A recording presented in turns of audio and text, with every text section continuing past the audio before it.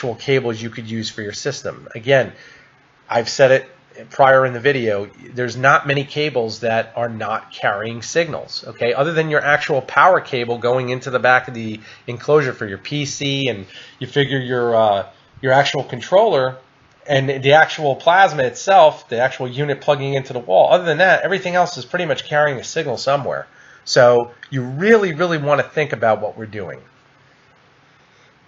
Okay, reference potential. Shielded enclosure cables usually are electrically connected to the circuit's return signal path, circuit ground. This may be quite different from the earth's ground potential, but if the circuit ground is also earth grounded, the shield will be earth grounded too. So what they're basically saying, and I got this question a lot too, circuit ground versus earth ground, it should all be going to ground. There's a lot of terminology there that they're throwing out there, but bottom line is a ground always should be going to Mother Earth, and it should be centrally located. Every ground in the system should be tied together. That is what we're hoping for. Okay? If you find that it's not, it's very easy to do. I mean, most of the time you can attach a ground. If you find an AC ground not connected in your plasma, all you'd have to do is just ground it manually if you had to. You can ground the system manually right over to a bus bar. Okay, I'm kind of shocked in the fact that the bus bar I just released, the professional one, I've had very few questions on it. And I don't know if it's just because guys really understand it or they don't understand it. And I'm just going to elaborate real quick. That is why I designed that unit, because those commercial type bus bars will diffuse basically all of your EMI when properly used and give you a central bus bar mounting location for all of your grounds. Okay, that way you can attach your controller, you can attach your table, your plasma cutter, and anything else that's required as an accessory on that table will be having its own ground. The lower the resistance that we have going to ground, the more stable the system becomes. Okay, let's see here. Don't connect both ends of the cable shield to ground, as that could result in an unwanted loop current to flow. Connect only the end that is nearest to the main circuit ground potential. Okay, I'll sum it up real quick because I get questions on this all the time. Ground loops do exist. They always exist. And in a lot more systems than you think, even though I've heard guys say, well, you know, under new best practices, they say to ground both ends. Well, I'm going to tell you what. I always start first with one end. I don't believe in starting with that mentality, because at one point or another, you're going to get bit. So you start with old school mentality, and old school mentality is one end of the lead. You pick. I like to pick more centrally located ends. I typically go with the controller end if I'm grounding on that side. That's my own choice. VFDs I get questions with all the time. I usually ground at the VFD point because you're going to be closer to an outlet. That's my own point. But you're more than welcome to ground anywhere you'd like, as long as, again, you're grounding on one end only. Okay, you do not want to connect the shield drain to both ends. Well, otherwise you do have full potential for a loop. Okay, now there are guys that'll argue with me. Do what you want to do. It's your system. I'm just telling you best practice, and I'm not just telling you now. A Fortune 500's telling you. So maybe we're both wrong, but you start where you'd like. Broken shield connections. In the case of having to troubleshoot EMI, it may be necessary to check for breaks in the cable shielding. The most often happens at or near the connector. Without good reference potential ground connection, the shielding is less effective at dissipating EMI. Of course, guys, inspect your cables. I tell you guys, perform maintenance regularly. Common sense prevails. Let's see. This is probably what makes this article so imperative to be released, because when I've looked before at discussions in EMI and discussing grounding, I have never seen an illustration done on the actual breaker box. This actually illustrates the breaker box. They show you the enclosure box to the meter, 240 volt service, 120 volt branch circuits. All of this stuff is really interesting to read, especially for guys that are novice and just getting familiar with their systems. I can't emphasize it, guys. Read this. It's really great to read. To reduce shop EMI, connect each equipment component, plasma cutter, welder, or electronic equipment, to a separate dedicated branch circuit. Okay? They're going over, balance these loads between circuits when possible. Always consult with a qualified electrical worker, contractor, professional representative from your local power company to ensure code compliance. Again, common sense prevails. The power company provides an earth ground transformer that supplies power for your service entrance enclosures. current carrying hot wires, a return current carrying neutral wire, and a ground wire for each branch circuit. And it protects these with overcurrent detecting circuit breakers. Also at the service entrance, the neutral wires and the ground wires are bonded, connected together, and to an earth ground electrode. Well, the earth ground electrode, guys, just keeping it simple, is your grounding rod. Okay, earth ground electrode, typically a water pipe, steel building reinforcing, 8 foot 5/8 inch copper clad rod. Again, I've had many guys ask me about that, doing water pipe grounding. That's fine too if you want to go that route. Again, the biggest thing that a lot of guys don't realize is actually looking at the length of cable going to the grounding rod. Okay, the length of cable and the gauge of cable, you want resistance to be low, so the length is extremely important, as well as the gauge of wire. You're still going to want flexibility, but that gauge of wire needs to be selected in a format that is going to give you the actual length you need, and of course keep the resistance where it needs to be. Okay. Again, I'm not going to go into really that much detail here. I mean, we're looking right here as far as to protect people from electric shock, this, that, and the other thing. Again, if you guys are inside your electrical box, I'm assuming you know what you're doing. Again, I highly recommend getting a professional either way. I think that's the best way to go, just to protect yourself. God forbid, in the event of any type of house fire, your insurance, you definitely don't want to screw yourself in the sense that if something, God forbid, does happen, your home is not covered or your shop. If it's absolutely mandatory if you're in a commercial environment, again, keep that in mind. But knowing this information is still extremely important, and they break it down really, really well here. So I'm going to keep going.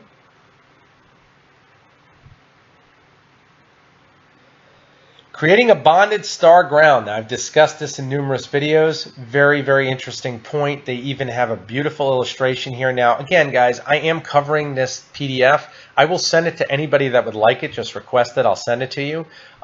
You can zoom in here because I get questioned on that a lot if you want to see exactly what we have going on here. A star ground is formed when parallel conductors are run from electronics, enclosures, tables, and work cables to a common bus. The bus is connected to an earth electrode. All the earth electrode is a ground rod. Now you see here they have two. Bonding conductor between earth electrodes may be required. Again, when you see all this, you notice how everything, and there's a copper bus bar going right to the ground rod, everything is grounded. He's got his compressor, he's got his tables, everything is connected. Now guys are going to say, well, how do I connect my computer into my ground? Well, in theory, and this is in proper grounding, all of your grounds in your shop should be going to one location. So if this is going to the same location as where your actual outlets are, you're going to be golden. Okay, copper ground bus, that's for every centrally located item that, again, computers have their own power source that's going to plug in, and that'll be plugged into your wall outlet and should be going to the same grounding area, I should say, so to speak. Over here, though, what we want to do is make sure that the chassis and everything has got the least possible resistance. Remember, your chassis is metal, and it's a large piece of metal. So again, all of that EMI loves metal. So what we want to do is dissipate it as smoothly as possible, and that's where, again, all of this cable right here needs to be short, sweet, and at the proper gauge to get that resistance as low as possible. Okay.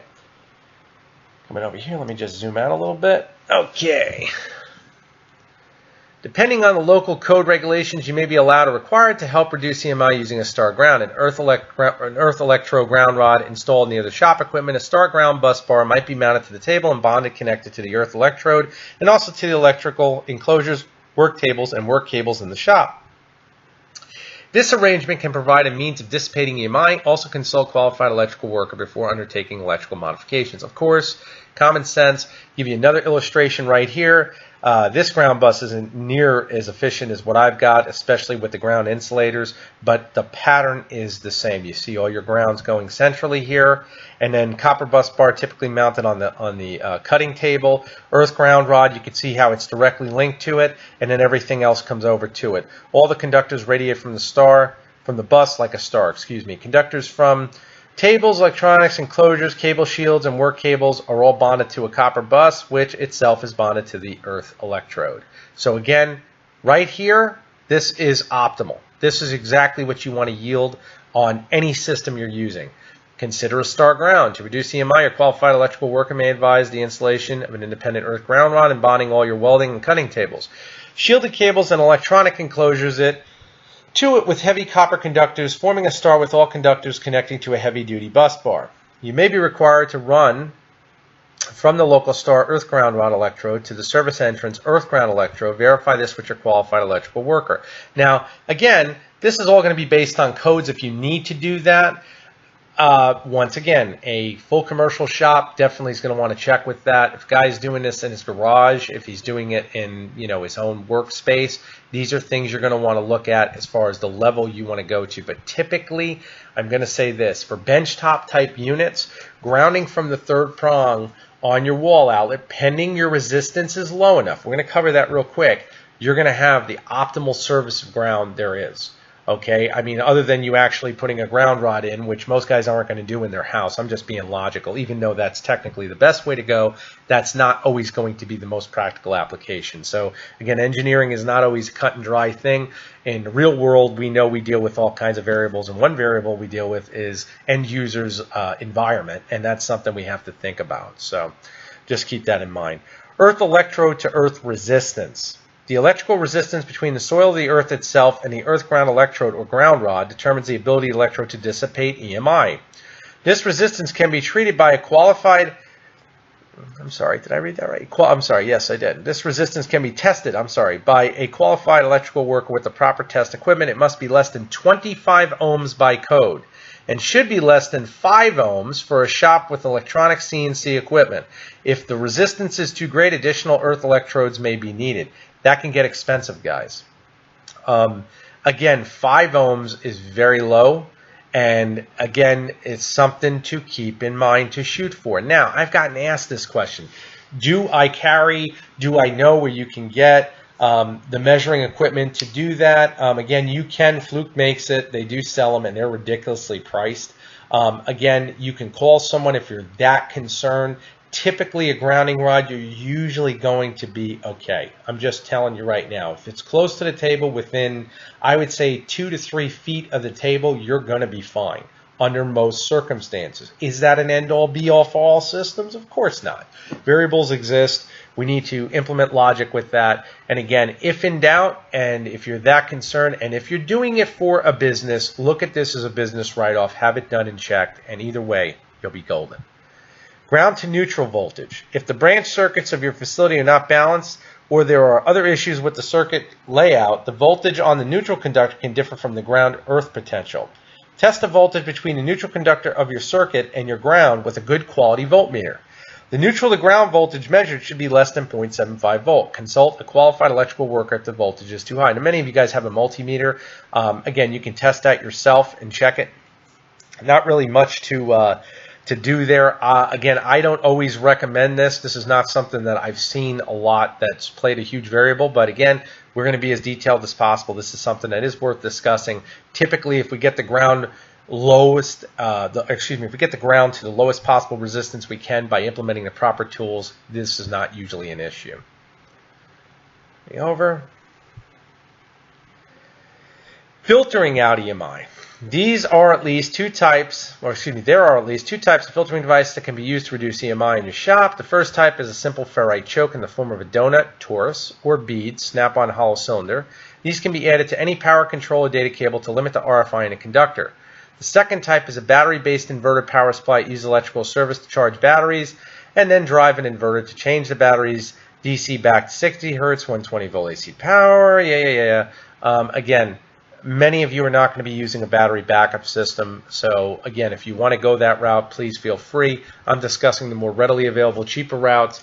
Ferrite chokes, once again, right here. Now, what you usually find on cables and installed on USB cables are going to be typical snap-on ferrites. They work exceptionally well. The thing you want to realize is that you want them installed properly, and they should be a snug fit on the cable. I get asked that question a lot. You can also run them through. You can see how this one's actually got the cable running through, and the more you actually run the wire through, I've gotten asked about this, you're actually creating less and less resistance as far as actually dissipating more and more EMI, because again, what's happening is that magnetic field that these ferrites have, it's actually going over and over more of the actual cable. So again, that's something that we want to do. We want to have it go over as many times as possible. A lot of the Chinese systems now, I've even noticed they're throwing them in because they know they're cheap and they can do it. The problem is they usually do it on one area, and that's just not sufficient. So again, why do we see it being done that way? Because we know that it is cost effective. We know that. But we also know that they're doing it that way because if you really think about it, what kind of baffles me is they haven't implemented that on other cabling other than one area, because I know in China these are, you know, very, very cheap. Ferrites, use good quality ones, guys. They're still going to be cheap. Again, I always use name brand. Everything is TDK for my shop. I will not use inferior quality. You want them to be professional grade to get the best results. I see them being sold in China. Like I said, you don't know who's making them. Just make sure you purchase the right stuff. Again, we're talking pennies here. Ferrite chokes. Adding a ferrite donut or bead to cables reduce EMI intensity in a cable without being physically inserted into the current path. The ferrite choke acts like a resistance to attenuate only the high frequency EMI components of the current. To install ferrite donut, pass the cable through the conductor, through the connector, through the center of the donut. Additional wraps through the center will increase the filtering action. Ferrite beads usually have a plastic shell that are made in halves with polished joining surface. To install ferrite bead, open the plastic shell by releasing the slide catch.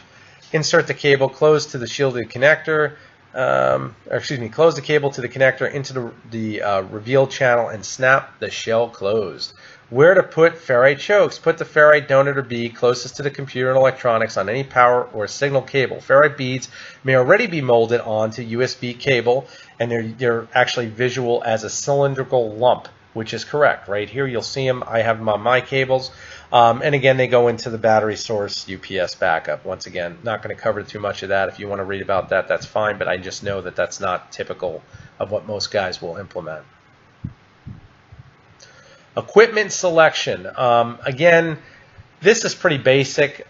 I've already discussed it. The cheaper type equipment, you're going to have problems with. Okay, most of the cheaper type plasmas, and I've had clients, don't get me wrong, I've had clients go over and actually build metal enclosures for them to create that Faraday cage effect and give them an extra level of shielding, and they're fine. It just depends on the level of aptitude of the end user I'm working with, but it's just something to think about. Lower end equipment, there's a reason you're paying $800 and you're paying $4,000. Keep that in mind. Okay, that's a huge disparity, and it sure in hell ain't just because it's made in China. Okay, I'm telling you right now, again, the quality of the components you're talking about and the way it's built, there are things that are different, guys. So just totally keep that in mind. Evaluate equipment based on EMI produced. Shops that regularly rely on CNC cutting and that also develop an understanding of the EMI produced by all their equipment are better able to reduce the adverse EMI effects on their production. Just by considering EMI's effect on performance, shops will begin to identify which equipment is more likely to create issues. While it is possible to conduct a thorough investigation with sophisticated measurements, this is an expensive and rarely required. Regular observation and care will usually be all that's required. That's an interesting statement. You know, I mean, I get asked that, you know, what can I use? You can use the same stuff ghost hunters use. I mean, I love watching ghost hunters. And truthfully, EMI is the same type of frequency we see with that. It's you know, when you see them actually running around with the EMF meters, again, a good quality one is going to set you back a couple $100. It'll tell you a lot about your equipment. If you're in doubt, buy one. It's not a bad tool to have. I'm being honest with you. I mean, honestly, if you go out there and you think about how much time can be wasted where you could say, you know what, did I do this right? You could just walk over there with that tool, check it out, boom, you're in.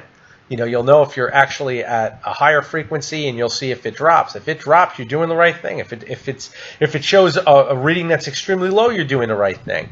It's when you start looking at these things in detail, that's when you start figuring out, okay, well, if I have to buy that tool, how much does that cost? I've had guys ask me, and like I said, once we start covering the hundreds here, a couple $1,000 for the system, then they got to pay, you know, thousands for the actual plasma cutter. It gets crazy. So again, they're telling you if you actually will implement the process of elimination, pay attention to what you're doing in the shop. As you make a change, document it. You know, I've added this. Document it. This is what I did. System's good. I added this. Oh, document it. Okay, good. I'm good. If something changes and you document it, you always have something to refer to. You know, there's an old saying, actually, and from a brilliant man, Albert Einstein said, it wouldn't be called research if we knew what we were doing. It's the same principle with this. There's no right or wrong. We know it's out there. We have to define what actually is happening. And the only way to do that is you guys are your own mechanic, you're your own technician, your own engineer, everything all in one. It's all dependent upon what actual effort you're going to put into getting the best performance out of this equipment. And that's an easy way of doing it, guys. It's all research. Figure it out. Figure out your system yourself. Choose equipment without designed in HF. When purchasing additional upgrade or replacement equipment, it can be very helpful to compare the potential of equipment to produce EMI. For example, in one model, a plasma cutter relies on high frequency arc starting circuit and competing model does not. You may want to give additional consideration to the model that does not use high frequency as the potential EMI source. Very interesting point. Once again, selecting different models plays a huge role. Schedule use of HF equipment when not cutting. If you find that certain equipment in your shop regularly generates EMI, and causes issues with your CNC equipment, you may find the best solution is to schedule its use when the CNC systems are not in use. This kind of compromise, while not ideal, can result in some cases in greater productivity at a cost less than other measures. I don't believe in that. Most of you won't believe in that. I mean, I get the fact that you're not always cutting when you're using, whatever else, arc welders and whatnot. But the bottom line is build it so that that machine is as bulletproof as your budget will allow with logic. I say it that way. Budget and logic go a long way. Once you implement them two together, you're good. You know we need double shielded cable or shielded cable at the minimum for a mill or an actual router. These are things you guys need to factor in. Factor it in your budget, and you're not going to have to play games with, I can only run this then. I can't turn the microwave on, or, I'll pee my pants. That's silly. You want to make sure that you're okay with that system and the environment you're in to actually do its job, and of course for you to have functionality in other areas of your shop. If you're in a commercial environment, that would be, you're basically going backwards. If you're doing a cut, I can't run this, I'll have to send such and such home because he can't be there doing this if I'm doing that. That's silly. Do it the right way. Use the proper tools, implement proper documentation of what you're building and what you're working with, and I guarantee you'll be happy with the results. So we covered it, guys. Again, this manual was long. I told you this video will be longer. I hope many of you learned and got questions answered that I've been getting numerous times. Like I said, this document is really, really in-depth, and I love that. It gives you guys a lot of details to work with. And for those of you, again, that want this document, please request a copy. I'll email it to you. Of course, you guys all have it and be empowered with the same information we just went over. For those of you who watched all the way to the end, I can't thank you enough. For all my subscribers, love you guys. I'll keep the videos coming. I do appreciate everybody's support. Again, if you do have questions, and I know many will have questions, please contact me at my email. It's personal. It's storm2313@gmail.com. You can request quotes. You can request quotes there as well. You can also contact me direct at my eDealer Direct store. I'll put the link in the description below, and you guys will be all set. Thank you again. Take care.